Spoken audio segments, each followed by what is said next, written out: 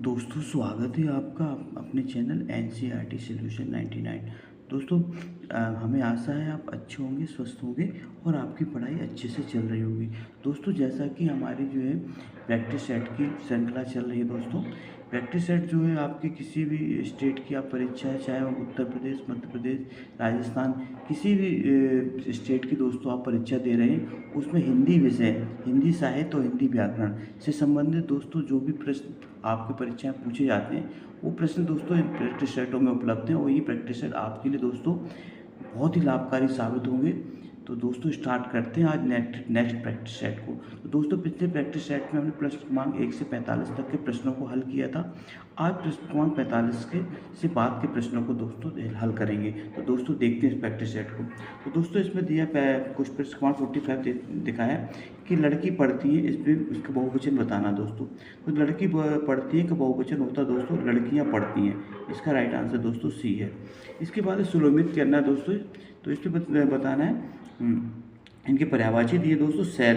तो सैल दोस्तों बताना किसका पर्यायवाची होता है। तो सैल दोस्तों पर्यायवाची होता है पहाड़ का, इसको आपको याद रखना है। अम्बु, अम्बु दोस्तों नीर का पर्यायवाची होता है, जल का पर्यायवाची होता है। सदन दोस्तों पर्यायवाची होता है गेह का मतलब घर घर होता है दोस्तों। और अनिल जो है दोस्तों पर्यायवाची होता है पावक, पावक का अर्थ होता है दोस्तों आग। तो उसको आप याद रखना दोस्तों। नीर जो होता है जल होता है, पहाड़ तो पता ही है आप लोगों को, पावक अग्नि होती है और गेह माने घर होता है। इसके बाद दोस्तों प्रश्न क्रमांक देखते हैं 48 मुहावरा दिया दोस्तों। इसमें बताना टांग अड़ाना, आग में घी डालना, दाल ना गलना और कान भरना। दोस्तों टांग अड़ाने मुहावरे का अर्थ होता है कि जो है किसी काम में अड़चन डालना। तो इसका दोस्तों ये है बड़ा। आग में घी डालना का अर्थ होता है दोस्तों जो है क्रोध को बढ़ाना, इसको भी आप देख लें। दाल ना गलना का दोस्तों अर्थ होता है बसना चलना। और कान भरना का अर्थ होता है दोस्तों चुगली करना। तो इस तरह देखते पहले के दोस्तों आ है बड़ा। तो दोस्तों पहले बड़ा दोस्तों प्रश्न क्रमांक ए में दिया है, इसलिए इसका राइट आंसर होगा। राम रोटी नहीं खाया, राम रोटी नहीं खाता, इस बात का जो कर्मवाक्य क्या होगा दोस्तों। से कर्मवाचक का राम से रोटी नहीं खाई जाती, इसको आप देख लेंगे दोस्तों। इसके बाद दोस्तों पृथ्वीराज दासो के कवि बताना दोस्तों। पृथ्वीराज दासो आदिकाल का एक महाकाव्य है और हिंदी का पहला महाकाव्य के नाम से जाना जाता है दोस्तों। और इसके लेखक है दोस्तों चंद्रवरदाई, इसको आप याद रखना दोस्तों। चंद्रवरदाई और पृथ्वीराज जो जो दोस्तों थे, इनका जन्म एक ही दिन में हुआ था दोस्तों और ये इनकी मृत्यु भी एक ही दिन हुई थी दोस्तों। इतिहास में एक ऐसी घटनाएं बहुत कम देखने को मिलती है कि दोनों एक ही दिन पैदा हुए थे और दोनों एक ही दिन मरे थे दोनों। तो इसके बाद दोस्तों रामचरितमानस की दोस्तों भाषा बताना। तो दोस्तों रामचरित जो है हमारी अवधी भाषा में लिखा गया है और इसकी रचना दोस्तों 1631 में हुई थी तुलसीदास द्वारा। तुलसीदास ने दोस्तों एक चौपाई में कहा है कि संवत 1631 और करहूँ कथा हरिपद धर शीशा। तो दोस्तों संवत 1631 में रामचरितमानस लिखा गया शुरू हुआ था दोस्तों और इसको 2 वर्ष से ज़्यादा समय में ये पूरा हुआ था। तो दोस्तों इसकी शुरुआत अयोध्या से हुई थी, इसको भी याद रखना है। और दोस्तों इसमें 7 कांड है, इसको भी आप याद रखना। विद्यापति किसके दरबारी आश्रित कवि थे। तो दोस्तों विद्यापति तिरहुत के राजा शिव सिंह के दरबारी कवि थे। रामचरितमानस में दोस्तों कितने कांड है ये बताना। तो रामचरित में दोस्तों 7 कांड है, इसको आप याद रखना। बालकांड, अयोध्या कांड, अरण्य कांड, किष्किंधा कांड, सुंदरकांड, लंका कांड और उत्तरकांड। दोस्तों इस तरह ये 7 कांड है। बिहारी ने लगभग कितने दोहे लिखे। तो दोस्तों बिहारी ने लगभग 700 दोहे लिखे। तो दोस्तों बिहारी की एकमात्र पुस्तक का नाम है बिहारी सस्सई। तो दोस्तों सस्सई का अर्थ होता है, सत का मतलब होता है दोस्तों 7 और सही का मतलब होता है 100 अर्थात 700। तो बिहारी ने दोस्तों अपनी पुस्तक बिहारी सस्सई में 700 दोहे लिखे दोस्तों, इसका राइट आंसर है डी। और दोस्तों बिहारी सस्सई का पहला दोहा है मेरी भव बाधा हरो राधा नागरी सोई जातन की छाई परे श्याम हरद्युति हुई। तो दोस्तों ये इसका पहला दोहा है। इसके बाद दोस्तों प्रश्न क्रमांक देखते 55। प्रश्न 55 में क्या पूछा है। प्रश्न 55 में दोस्तों पूछा गया है कि इनमें से भारतेंदु के साहित्यकार नहीं है। तो दोस्तों भारतेंदु के साहित्यकार नहीं है। तो बालकृष्ण भट्ट दोस्तों भारतेंदु युग के साहित्यकार है। प्रताप नारायण मिश्र भी भारतेंदु युग के साहित्यकार है। ठाकुर जगमोहन सिंह भी दोस्तों भारतेंदु युग के साहित्य, जबकि प्रेमचंद जो है भारतेंदु युग के साहित्यकार नहीं है, इसको आपको याद रखना दोस्तों। प्रेमचंद का जन्म 1880 में बनारस के निकट लम्ही नामक स्थान पर हुआ था, इसको भी याद। दोस्तों कामायनी में कुल कितने पात्र हैं। तो कामायनी प्रमुख पात्र बताना। तो दोस्तों कामायनी में जो प्रमुख पात्र हैं वो मनु है और मनु जो है मन का प्रतीक है दोस्तों का, और जो है श्रद्धा, ये दोस्तों कामायनी के प्रमुख पात्र है मनु और श्रद्धा। तो दोस्तों मनु पुरुष पात्र है जबकि श्रद्धा दोस्तों स्त्री पात्र है। इसके बाद दोस्तों इनमें में से बताया सुमित्रानंद पंत की रचना नहीं है दोस्तों सुमित्रा ग्रंथि, वीणा और पल्लव, दोस्तों ये तीनों रचनाएं सुमित्रानंद पंत की हैं। और दोस्तों परमल जो है अनाम का परमल गीत का, ये दोस्तों जो है छायावाद के निराला की कृतियाँ हैं दोस्तों। अनाम का परमल गीत का कुकुरमुत्ता। दोस्तों सुमित्रानंद पंत को प्रकृति का सुकुमार कवि कहा जाता है, और दोस्तों इन्हें जो है छायावाद का विष्णु भी कहा जाता है। धूमिल की रचना है दोस्तों संसद से सड़क तक और कल सुनना मुझे, ये दोस्तों धूमिल की रचना है दोस्तों। धूमिल का पूरा नाम था सुदामा पांडे, इसको भी आप याद रखना। इसके बाद श्रद्धा नामक पात्र किस महाकाव्य से, तो दोस्तों अभी मैंने बताया था श्रद्धा और मनु ये दोनों पात्र दोस्तों कामायनी से लिए गए हैं। और कामायनी की रचना दोस्तों 1935 में हुई थी, और ये जो है जयशंकर प्रसाद का महाकाव्य है। दोस्तों इसमें 15 सर्ग है, इसको आप याद रखना। और पहला सर्ग दोस्तों चिंता से, और लास्ट सर्ग दोस्तों इसका आनंद है। वरदान उपन्यास के लेखक कौन है, दोस्तों वरदान उपन्यास मुंशी प्रेमचंद का उपन्यास है, इसको आप याद रखेंगे दोस्तों। मुंशी प्रेमचंद का जो पहला उपन्यास दोस्तों सेवा सदन है, इसको भी आप याद रखना। इसका प्रकाशन वर्ष दोस्तों सेवा सदन का प्रकाशन वर्ष 1918 है। दोस्तों मुंशी प्रेमचंद ने दोस्तों 300 से ज़्यादा कहानियाँ लिखी जो उनके मानसरोवर के 8 खंडों में प्रकाशित हैं, इसको भी आप याद रखें। पर्दा कहानी के लेखक कौन है दोस्तों, पर्दा कहानी के लेखक हैं दोस्तों यशपाल, इसको आप याद रखना है। इसके बाद आषाढ़ का एक दिन के रचनाकार कौन है, दोस्तों आषाढ़ का एक दिन नाटक है, और इसके रचनाकार दोस्तों मोहन राकेश, इसको भी आप याद रखेंगे। काव्य का सर्वस्व किसे कहा जाता है, दोस्तों काव्य का सर्वस्व अलंकार को कहा जाता है, इसको भी आप याद रखेंगे। सारी बीच नारी है, नारी बीच सारी है, सारी है कि नारी है, और नारी की सारी कौन सा अलंकार है, तो दोस्तों ये जो है इसमें संदेह अलंकार है। और दोस्तों ये जो है महाभारत की घटना है जिसमें दोस्तों द्रौपदी का चीरहरण का वर्णन किया गया है। सारी ही नारी है, नारी की सारी, तो दोस्तों इसमें ये संदेह अलंकार है, इसको आप याद रखना।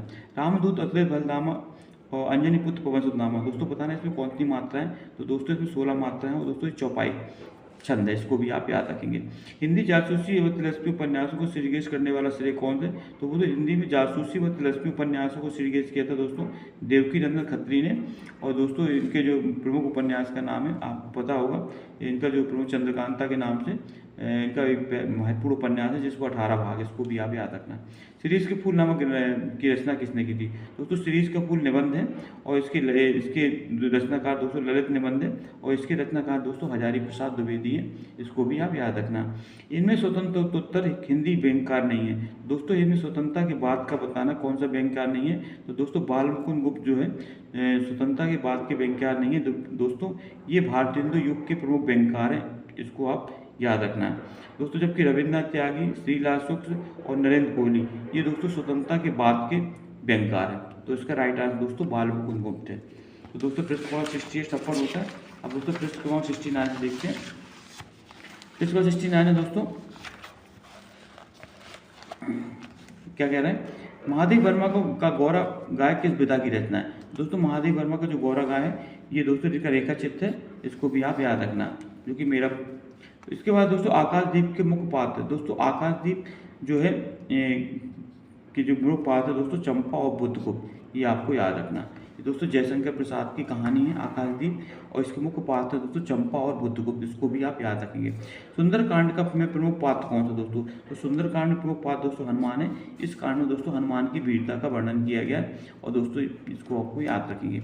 ईश्वर के उच्चारण में जीव का कौन सा भाग आवश्यक है दोस्तों, तो ईश्वर के उच्चारण में अग्रभाग, जीव का अग्रभाग का प्रयोग होता है, इसको भी आप याद रखेंगे। निम्नलिखित में से बोलियों को क्षेत्र के अनुसार सुलभित कीजिए दोस्तों, तो बोलियों को बताना कौन सी बोली कहाँ बोली जाती है, तो दोस्तों अवधी जो है हमारी इलाहाबाद में बोली जाती है दोस्तों, इलाहाबाद और उसके आसपास के क्षेत्र में अवधी बोली बोली जाती है दोस्तों।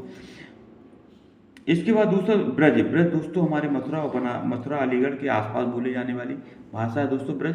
भोजपुरी जो दोस्तों बोली जाती है वो बोली जाती है दोस्तों बनारस में, और मैथिली दोस्तों बोली जाती है मुंगेर दोस्तों बिहार में है, इसको भी आप याद रखेंगे।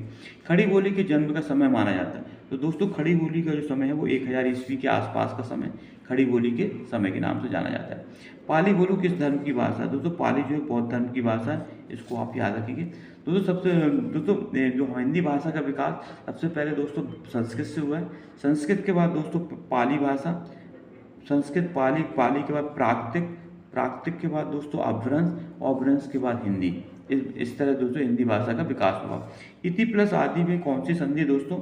इति प्लस आदि में दोस्तों इत्यादि संधि है, उसको आप रख देते हैं। और ये दोस्तों जी उदाहरण है ईयट संधि का। इसके बाद दोस्तों निम्नलिखित में पुल्लिंग शब्द का चयन कर लिए। तो दोस्तों रात शब्द पुल्लिंग है, इसको भी आप याद रखेंगे। इसके बाद दोस्तों सुलेमित करना है। इस तरह दोस्तों अल्पविराम और विस्मयादिबोधक चिन्ह, अल्पविराम नोट दे दे, इनको बताना कौन सा चिन्ह किस कहाँ प्रयोग होता है। तो दोस्तों आपको पता होगा अल्पविराम, अल्पविराम के दोस्तों कॉमा का प्रयोग किया जाता है। विस्मयादिबोधक चिन्ह के लिए दोस्तों आपको पता है तो विद्याविबोधक चिन्ह के लिए ये वाली खड़ी लाइन और बिंदी का प्रयोग किया जाता है। अर्धविराम के लिए दोस्तों एक बिंदी और कॉमा इसका प्रयोग किया जाता है। और निर्देश चिन्ह के लिए दोस्तों ये डैश का चिन्ह लगाया जाता है। इस तरह का ये दोस्तों निर्देश चिन्ह के लिए उपयोग किया जाता है। इसके बाद दोस्तों प्रश्न क्रमांक है हमारा दोस्तों 79 प्रश्न देखते हैं दोस्तों। 79 का पहला क्वेश्चन देखते हैं। अशुद्ध वाक्य का बताना दोस्तों। राम ने एक किताब खरीदे, सीता ने खाया, राम ने कहानी सुनी और मैंने घोड़ा देखा। दोस्तों ये तीनों सत्य हैं, जबकि राम ने एक किताब खरीदे ये गलत दोस्तों। राम ने एक किताब खरीदा, ये इसका राइट आंसर होगा। लड़की जाए ये किस वाक्य किस काल में? तो लड़की जाए दोस्तों ये संभाव भविष्य काल है, इसमें संभावना व्यक्त की गई है। मोहन ने पढ़ा ये वाक्य संदिग्ध भूतकाल में होगा। तो दोस्तों मोहन ने पढ़ा, इसका जो संदिग्ध भूतकाल होगा दोस्तों मोहन ने पढ़ा होगा, इसका राइट आंसर दोस्तों मोहन ने पढ़ा होगा। इनमें से जायसी की रचना नहीं है। तो दोस्तों जायसी की रचना है पद्मावत, अकरावट और आखिरी कलाम। दोस्तों तीनों रचना जायसी की हैं, जबकि इंद्रावती दोस्तों रचना है नूर मोहम्मद की, इसको आप याद रखना है।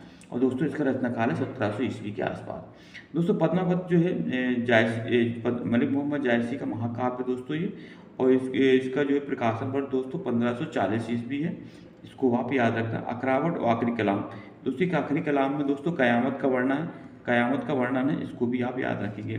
बीसलदेव रासों के रचनाकार कौन? बहुत ही आईएमपी क्वेश्चन है। अक्सर परीक्षाओं में दोस्तों बीसलदेव रासों के रचनाकार पूछे जाते हैं। तो दोस्तों बीसलदेव रासों के रचनाकार नरपति नाल, इसको आप याद रखना है। दोस्तों बीसलदेव रासो एक श्रृंगारिक काव्य है, इसको भी आप याद रखेंगे। मोको कहाँ ढूंढे बंदे मैं तो तेरे पास में, किसकी पंक्ति है? तो दोस्तों ये कबीर की पंक्ति है। कबीरदास जो है दोस्तों संत कवि थे और निर्गुण ज्ञानाश्रयी शाखा के प्रतिनिधि कवि हैं दोस्तों, इनको आप याद रखेंगे। और इनका जन्म दोस्तों 1398 ईस्वी के बनारस के निकट मगहर नामक स्थान पर हुआ था। नीमा और नीरू दुर्गो इनके माता पिता थे, ये भी आप रखेंगे। इसके बाद बिनु गोपाल बैरन भई कुंजे में किसका पद है? तो दोस्तों बिनु गोपाल बैरन भई कुंजे दोस्तों ये पद सूरदास का है, इसको आप याद रखेंगे। और ये दोस्तों ये भ्रमर गीत से लिया गया पद है। रहीम किसके दरबारी कवि थे? तो दोस्तों रहीम राजा अकबर के नवरत्नों में शामिल थे, इसको आप याद रखेंगे। इस बार दोस्तों नदी के दीप किसकी रचना? दोस्तों नदी के दीप अज्ञे की रचना है। और दोस्तों इनका पूरा नाम था सच्चिदानंद हीरानंद बादशाह नगे। और दोस्तों अज्ञे ने 4 सप्तकों का प्रकाशन भी किया, और इनका पहला सप्तक दोस्तों 1943 में प्रकाशित हुआ, इसको भी आप याद रखेंगे। रामकथा पर आधारित काव्य कौन सा है? तो दोस्तों रामकथा पर आधारित काव्य भूमिजा, इसको आप याद रखेंगे। दोस्तों रसमती जो काव्य कर्ण के जीवन पर आधारित है, इसको भी आप रखेंगे। और कामायनी दोस्तों मनु और श्रद्धा का जो है इसमें जो है इसको दोस्तों जो है पृथ्वी की सृष्टि की उत्पत्ति के बारे में बताया गया कामायनी में। दोस्तों महाकाव्य इसमें 15 सर्ग है, इसको भी आप याद रखेंगे कामायनी। और दोस्तों इसका पहला सर्ग जो कामायनी का है वो दोस्तों पहला सर्ग इसका है चिंता, और दोस्तों इसका अंतिम सर्ग है हमारा ये आनंद। निहार रश्मि नीरजा शांत से काव्य संग्रह किसके? दोस्तों निहार रश्मि नीरजा नीर निशा, ये तो दोस्तों काव्य संग्रह हमारे महादेव वर्मा के हैं। दोस्तों इन्हें छायावाद की दुर्गा के नाम से जाना जाता है, या आधुनिक युग की मीरा भी दोस्तों इन्हें कहा जाता है। अयोध्या सिंह उपाध्याय हरिओद का प्रसिद्ध काव्य कौन है? तो दोस्तों अयोध्या सिंह उपाध्याय हरिओद का प्रिय काव्य दोस्तों प्रिय प्रवास है। और दोस्तों इसमें राधा कृष्ण का वर्णन किया है, इसको भी आप याद रखेंगे। तो दोस्तों इस तरह हमने जो है पृष्ठ क्रमांक 45 से लेकर के दोस्तों 90 तक के प्रश्नों को हल किया। अगले दोस्तों मॉडल अगले प्रैक्टिस सेट में दोस्तों में हम 91 के बाद के प्रश्नों को सॉल्व करेंगे। दोस्तों आई होप यू कि आपको प्रश्न समझ में आ गया। दोस्तों आप हमें कमेंट सेक्शन में अपनी प्रतिक्रिया दें और बताएं कि हम और कितना आप सुधार कर सकते हैं। दोस्तों आप हमारे चैनल में नए हैं तो दोस्तों सब्सक्राइब कर दें, लाइक कर दें और ज़्यादा से ज़्यादा लोगों को शेयर करें दोस्तों नए टॉपिक में दोस्तों नई वीडियो के साथ नए मॉडल प्रश्न पत्र के साथ फिर उपस्थित होऊंगा। तब तक के लिए दोस्तों जय हिंद, जय भारत, वंदे मातरम।